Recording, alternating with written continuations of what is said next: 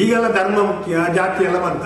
ಒಂದು ಹುಡುಗಿಯೊಟ್ಟಿಗೆ ಹೋಗಿ ಲವ್ ಮಾಡುವಾಗ ದೈಹಿಕ ಸಂಪರ್ಕ ಮಾಡುವಾಗ ಜಾತಿ ಇರಲಿಲ್ಲ, ಆಗ ಹೆಚ್ಚು ಮಾಡಬೇಕಿತ್ತು.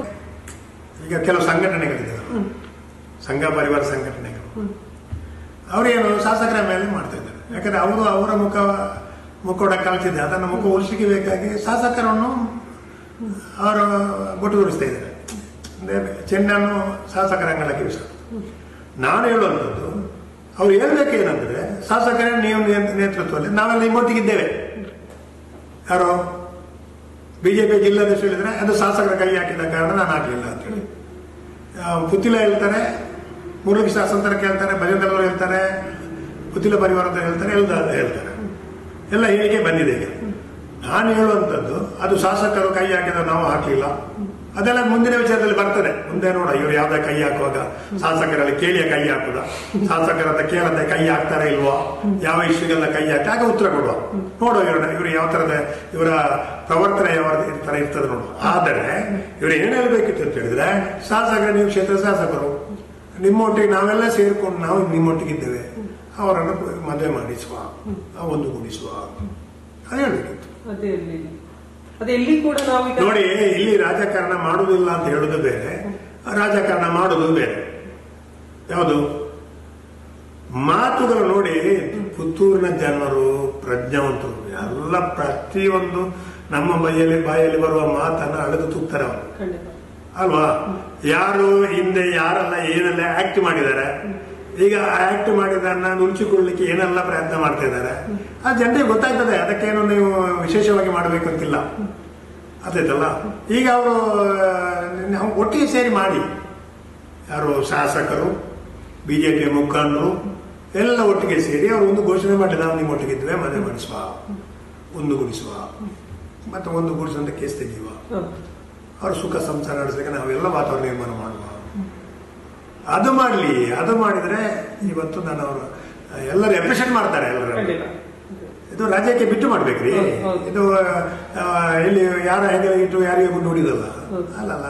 ಹೆಗಲಲ್ಲಿಟ್ಟು ಗುಂಡು ಹೊಡಿಯೋದು ಅಂತ ಹೇಳ್ತಾರಲ್ಲ, ಇನ್ನೊಬ್ಬರ ಹೆಗಲಲ್ಲಿಟ್ಟು ಗುಂಡು ಹೊಡಿಯೋದು ಅಂತೇಳಿ ಅದು ಮಾಡಬೇಡಿ. ಈಗ ಬಿಜೆಪಿ ಜಿಲ್ಲಾಧ್ಯಕ್ಷರಿಗೆ ಜವಾಬ್ದಾರಿ ಇಲ್ವಾ? ಅವರದ್ದೇ ಪಕ್ಷದ ಮುಖಂಡ ಅಲ್ವಾ? ಈಗ ಪುತ್ತಿಲ ಪರಿವಾರಕ್ಕೂ ಇಲ್ವಾ? ನಾನೊಂದು ಹಿಂದೂ ಸಮಾಜ, ಒಂದು ಮುಸಲ್ಮಾನ ಸಮಾಜಕ್ಕೆ ಅನ್ಯಾಯ ಆಗಿದ್ರೆ ಅವ್ರು ಮಾತಾಡೋದು ಬಿಡಿ. ಇದು ಸಮಾಜ, ಹಿಂದೂ ಸಮಾಜದ ಹುಡುಗಿ, ಹಿಂದೂ ಸಮಾಜದ ಹುಡುಗ ಅಲ್ವಾ? ಇವರು ಹಿಂದೂ ರಕ್ಷಕರಲ್ವಾ?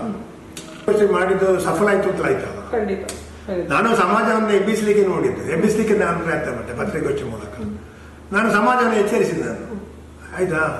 ಬೇರೆ ಬೇರೆ ಸಂಘಟನೆಗಳು ಕೂಡ ಅದು ಅವರಿಗೆ ನಾಟಿಟ್ಟಿದ್ದು, ಏನೋ ಆಗ್ತಾ ಇದೆ ಪುತ್ತೂರಲ್ಲಿ ಅಂತೆಲ್ಲ ಬಂದರು, ಅದಾಯ್ತಾ? ಪ್ರಾಮಾಣಿಕವಾಗಿ ಬಂದಿದ್ದಾರೆ. ಈಗ ಕೆಲವರೆಲ್ಲ ಇದರಿಂದ ಹೊರಗೆ ಬರಲಿಕ್ಕೆ ಬೇಕಾಗಿ ಆರೋಪ ನಮ್ಮ ಮೇಲೆ ಏನೋ ಸಂಶಯ ಇದೆ, ಅದನ್ನು ಹೊರಗೆ ಬರಬೇಕು ಅಂತೇಳಿ ನಾಟಕೀಯವಾಗಿ ಹೋಗಿ ಮಾಡಿದ್ರೆ ಮಾಡಲಿ. ನಾನು ಅದನ್ನು ಮಾಡಿದ್ರಲ್ಲ ಅಷ್ಟು ಅದು ಹೋದ್ರಲ್ಲ, ಹೋಗ್ಲಿ. ಆದ್ರೆ ಇನ್ನು ಮುಂದಕ್ಕೆ ಅವ್ರು ಮಾಡ್ಬೇಕಾದ ಕೆಲಸ ಏನು? ಖಾಲಿ ಹೋಗಿ ನಿಮ್ಮೊಟ್ಟಿಗೆ ನಾನಿದ್ದೇನೆ, ನಿಮಗೆ ನಾನು ನಿಮ್ಮೊಟ್ಟಿಗೆ ನಾವಿದ್ದೆ ಅಂದ್ರೆ, ನಿಮ್ಮೊಟ್ಟಿಗೆ ನಾವಿದ್ದೆ ಅಂದ್ರೆ ಎಂತ ಮಾಡೋದು? ಮನೆ ಹೋಗಿ ಕಾಯ್ದವರು ಹೇಳುವಂತದ್ದು, ಅವ್ರನ್ನ ಮದುವೆ ಮಾಡಿಸ್ಬೇಕು, ಅವ್ರು ಒಂದುಗೂಡಿಸ್ಬೇಕು.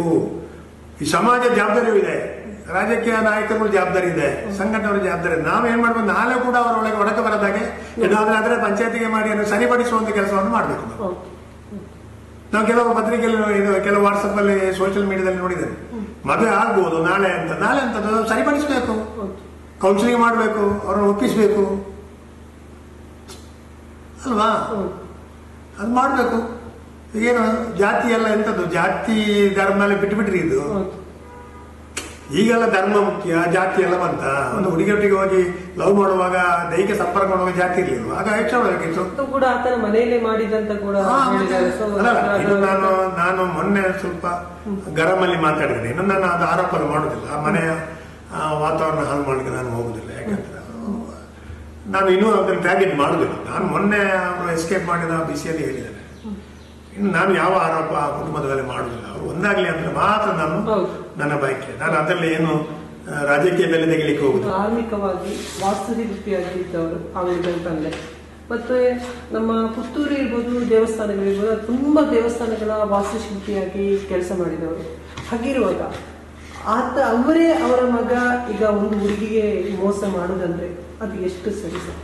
ಈಗ ಬೇರೆ ದೇವಸ್ಥಾನ ನನಗೆ ಗೊತ್ತಿಲ್ಲ. ಮಹಾಲಿಂಗ ದೇವಸ್ಥಾನದ ಪುತ್ತೂರ ಶ್ರೀ ಮಹಾಲಿಂಗೇಶ್ವರ ದೇವಸ್ಥಾನದಲ್ಲಿ ವಾಸ್ತುಶಿಲ್ಪಿ ಮತ್ತೆ ಅಲ್ಲಿಯ ಧಾರ್ಮಿಕ ಕೈಂಕರ್ಯದಲ್ಲಿ ತೊಡಗಿಸಿಕೊಂಡದ್ದು ನೋಡಿದ್ದಾನೆ. ನಾನು ಕೇಳಿದ್ದೇನೆ. ಈಗ ಹಿಂದೂಗಳಲ್ಲೇ ಒಂದು ಭಾವನೆ ಇದೆ, ಒಂದು ಪ್ರತೀತಿ ಇದೆ. ಏನಂದ್ರೆ ಮಹಾಲಿಂಗೇಶ್ವರ ಸೀಮೆಯಲ್ಲಿ, ದೇವರ ಸೀಮೆಯಲ್ಲಿ ಯಾರಾದ್ರೂ ಅನ್ಯಾಯ ಮಾಡಿದ್ರೆ ಅವನಿಗೆ ಉಳಿಗಾಲ ಇಲ್ಲ. ಆದ್ರೆ ಆ ಒಂದು ನಂಬಿಕೆ ಇವರಿಗೆ ಇಲ್ವಾ?